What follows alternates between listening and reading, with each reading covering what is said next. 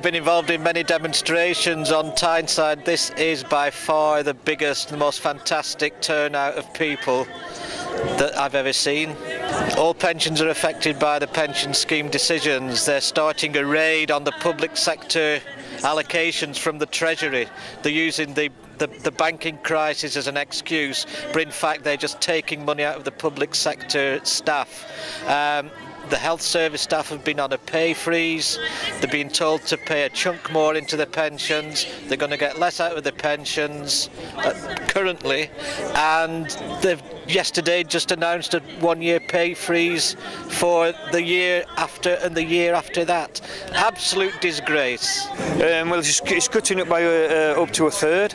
Up to a third, it means we've got to work longer, pay more and get less, while all the time the rich are taking all the money into their own accounts. They're keeping the tax savings, they're keeping the bankers' bonuses, they're asking us to work longer till we're 67. I think it's totally unfair. Well, there's a country boy named Johnny B. Good, who never ever learned to read or write so well, but he can play the guitar just like a ring in a bell. Go, go, go, Johnny. It's been a fantastic turnout, a great turnout. We've had some great support from the public as well.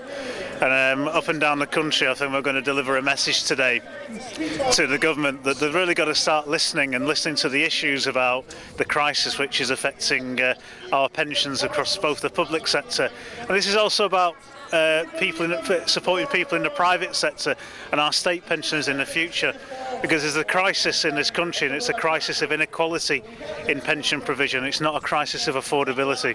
Well, I'm going to be, my monthly contributions are going to double each month. I'm going to work several years longer and I'm going to get much less of a pension, and none of that money, additional contributions, is going to be reinvested back into the civil service pension scheme.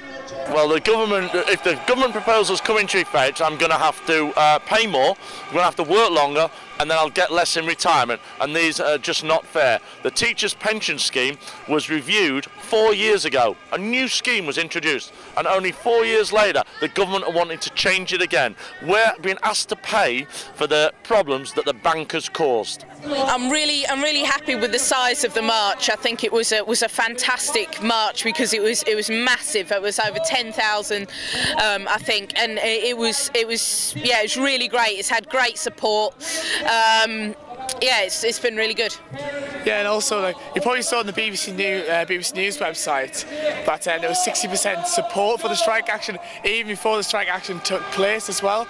This is probably the biggest demonstration, if not bigger, than either the anti-war movement or the student action at the end of last year. But this time, the student movement affected his light cavalry. Now we've got the workers moving into action, and these people, they have economic power to bring this country to a standstill. The government didn't listen to the students last year, and hopefully with the workers moving en masse, they will listen to them now. Well, I think it's going to affect all public sector workers really badly. I don't work in the public sector myself, but I do rely on a lot of the services from the public sector, and I want the people who deliver those services to be well paid, to be treated decently, not to be overworked. I want them to be people who are committed to their jobs and who are able to help me and other people like me who are looking for work to find work, not worrying about their own jobs and their own futures. And also, I think it's right of us, whether we're unemployed or whether we work in the private sector as well, we've got to support these workers to the end of their struggle. For instance, I would probably one day end up being public sector work as well, and say I want the pensions to be saved even for myself, but I'm also struggling against low pay in my own workplace. I haven't got trade union representation where I work, so I do want to build a trade union movement. Eventually, I think all struggles across the country, whether it's against pensions or against the cuts, we all need to link up and fight together. No more of this public sector private sector divide on strike action.